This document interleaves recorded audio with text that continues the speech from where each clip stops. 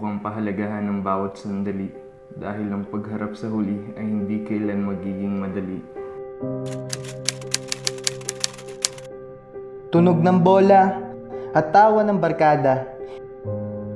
Hitit sa yosi, sabay habol sa hininga, ilang tungga sa bote at kamalayan ko'y unti-unti nang nawawala. Hinahanap ang sarili sa karagatan ng kawalang bahala. Mas pinipili ko pang sa kanila'y sumama at sa ibang lugar ay humayo. Kaysa harapin ang problema at sa piling mo'y mapako, simula nang si Itay ay naglaho na rin ang pag-asang tayo'y magsasama-sama sa pagkainan habang nagsasalo-salo. Inilaan ang bawat segundo sa piling ng itinuturing kong pamilya nang hindi iniisip na may isang babae na naghihintay sa aking pag-uwi. Ano ba yan? Tumigil ka na nga sa kadadada. Sa paalala mo, ang mga salitang ito sa aking labi namumutawi. At hindi ko alam kung bakit sa tuwing lumiliit ang distansya ko mula sa iyo, ay siya namang paglayo ko sa taong dahilan kung bakit ako nasa mundo.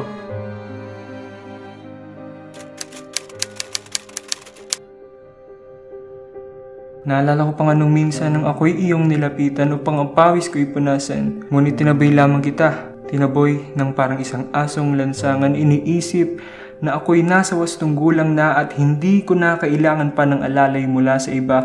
Pilit mong inaabot ang sarili kong mundo gamit ang kamay mong puno ng lambing at pagsuyo. Ngunit para sa akin walang kahulugan dahil gusto ko lamang magmukhang astig at kahanga-hanga sa aming samahan. Kahapit sa aking braso'y unti-unting gumagaan hanggang sa tuluyan mo nang bitawan. Gusto mang luha mo'y punasan ay hindi ko magawa dahil takot akong makantyawan at magdulot iyon sa akin ng kahihiyan. Kaya imbis na lumabas sa aking mga labi ang salitang tahan, ay pagtalikod ang naging tugon na naging hudyat ng aking paglisan. Oo, inaamin ko na nahihiya ako.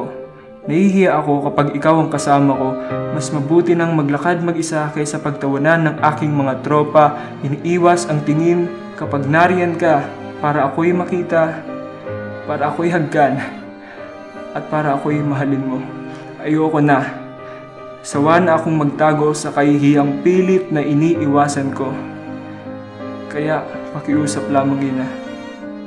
Pakawalan mo na ako sa bisig mo.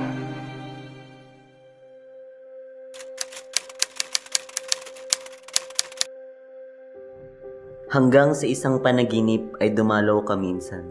Tanda ko pa noon, tayo'y nasa isang dalampasigan hanggang sa tayo'y nagkatitigan. Ang mga mata mo'y tila nagsasalita. Humihingi ng pagmamahal na hindi ko naibigay ni naiparamdam man lang. Habang luha mo ay tumutulo sa iyong mukha, walang sawa mong sinasabi, "Anak, ako'y nandito lamang." Napabalikwas ako ng pagbangon sa kama. Balisa, tulala at hindi makapaniwala.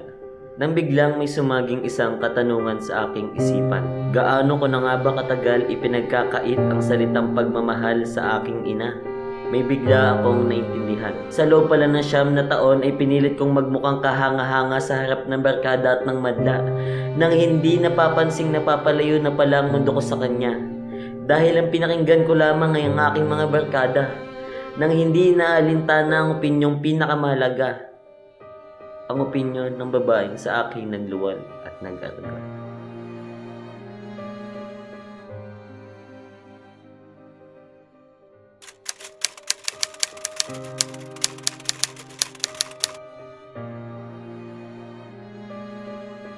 Agad na bumaba at sumalubong sa akin ang amoy ng iyong niluluto.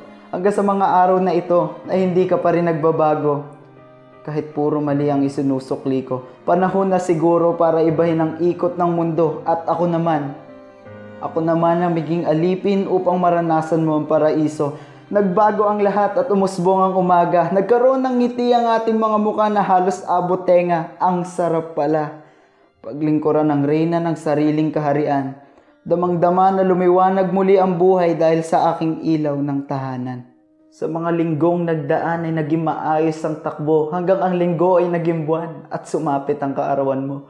Naghanda ako ng sobra dahil alam kong espesyal ang araw na ito. Masayang pumasok sa pintuan, may patalon-talon habang dala ang isang cake para sa ating okasyon.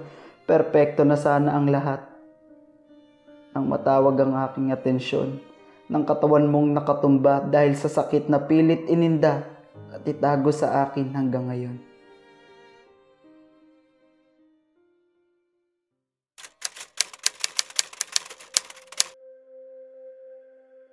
Sana. Ang salitang tanging laman ng aking isip habang karga-karga kita. Patuloy na isinisigaw ang salitang nararapat igawad sa iyo habang sa ospital ang ating punta. Sinasabing magpakatatag at lumaban ka kahit ang sarili ko'y hinang-hinana dahil alam kong wala akong magawa. Hanggang sa bumalik sa aking alaala kung kailan kita tinawag na ina at muling nabigkas ang salitang sana. Sana'y ako na lang ang mahirapan, di baling tumigil ang aking paghinga, wag lamang ikaw ang maghirap dahil wala kang kasalanan. Hawak ko ang iyong kamay habang nakatitig sa naghihingalumong mata. Tinatagpo ang pamamaalam habang ang sarili ko ay inihahanda sa katapusan ng buhay ng kinikilala kong ina.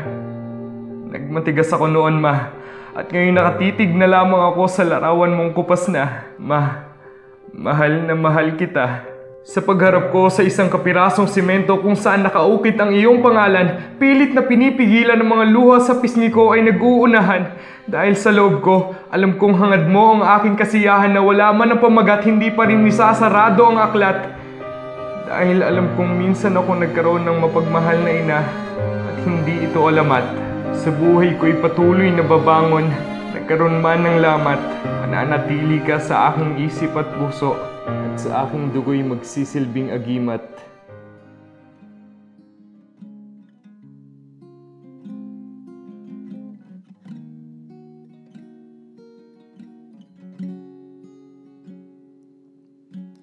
Huwag nang mag-alala, kaya ko na